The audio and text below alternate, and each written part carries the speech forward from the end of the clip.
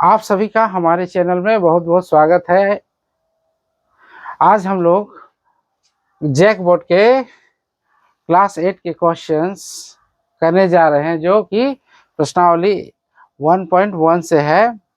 Question number 6 करने जा रहे हैं, जो कि समतुल्य परिमेय संख्याओं से संबंधित है।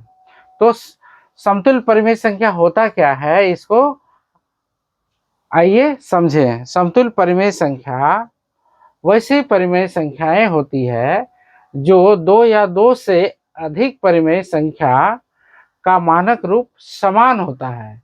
तो वैसे परिमेय संख्याओं को क्या कहते हैं? समतुल्य परिमेय संख्या। जैसे हम लोग एग्जाम्पल या उदाहरण लेते हैं, -2/3 -2/3 लिए। ये जो परिमेय संख्या है, -2/3 परिमेय संख्या है, ये समतुल्य है। किसके समतुल्य है? -6/9 के समतुल्य है, क्योंकि इनका मानक रूप जो होगा, क्या होगा? 6 -6/9 का मानक रूप क्या हो जाएगा? -2/3 हो जाएगा। जैसे -6/9 है, इसको लिख सकते हैं -2 गुना 3 लिख सकते हैं, बटा 3 गुना 3 लिख सकते हैं। तो यहाँ पे हम लोग देख रहे हैं कि अंश में 3 से गुना है और नीचे में हर में भी 3 से गुना है। तो अंश और हर आपस में कट जाएगी, यानी कि जो गुणनखंड होगा अंश और हर में समान होता है। तो वैसी स्थिति में क्या होगा कि दोनों कट के क्या हो जाएंगे? बराबर हो जाएंगे मानक रूप के।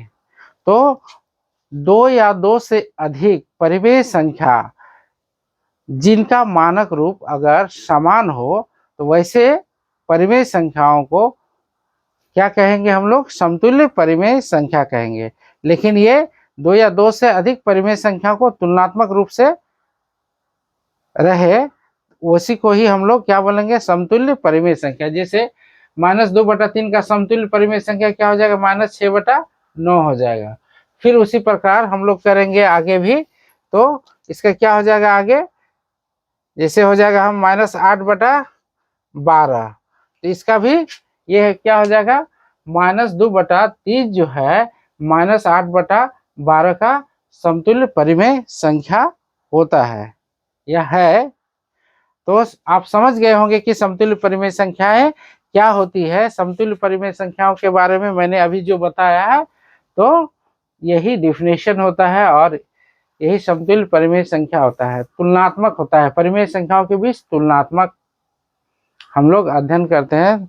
दो परिमेय संख्याएं आपस में तुलनात्मक रूप से समान होती है, तो इसी को हम लोग बोलते हैं समतुल्य परिमेय संख्या।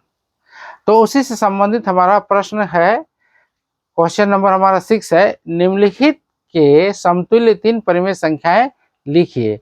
तो क्वेश्चन ए में है हमारा है 2/5 है। क्वेश्चन बी में हमारा 5/-7 है। क्वेश्चन नंबर सी में हमारा 3/8 है। क्वेश्चन नंबर डी में हमारा -2/-3 है। तो अब इन प्रश्नों को हम लोग हल करेंगे। तो आइए देखते हैं, हल करते हैं।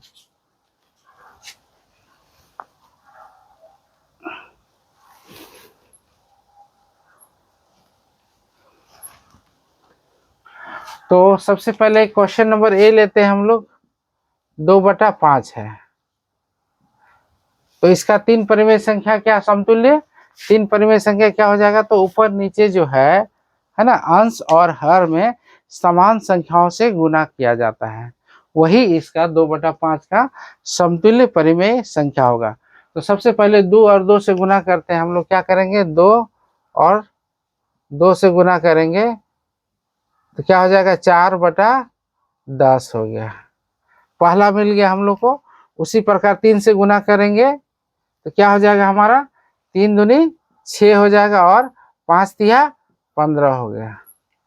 उसी प्रकार हम लोग आगे भी करेंगे, इसको 4 से करेंगे तो कितना हो जाएगा, 8 हो जाएगा, और यहाँ कितना हो जाएगा, 20 हो जाएगा।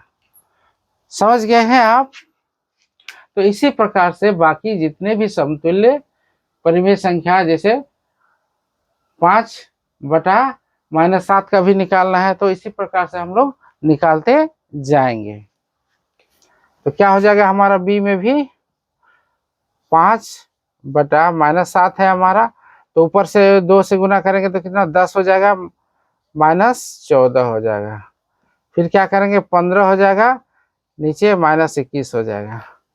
फिर ऊपर में क्या करेंगे 20 हो जाएगा ऊपर, और नीचे 28 हो जाएगा। इस प्रकार से हम लोग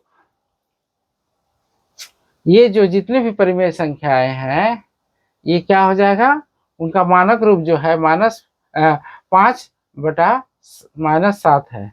तो ये सब जितनी भी परिमेय संख्याएं हैं, ये 5/-7 के समतुल्य परिमेय संख्याएं हैं।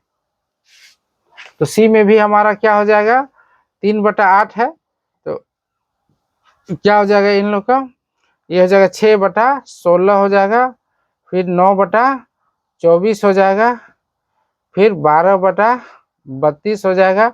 ये सब क्या है, समतुल्य परिमेय संख्याएं हैं। उसी प्रकार डी में भी क्या हो जाएंगे,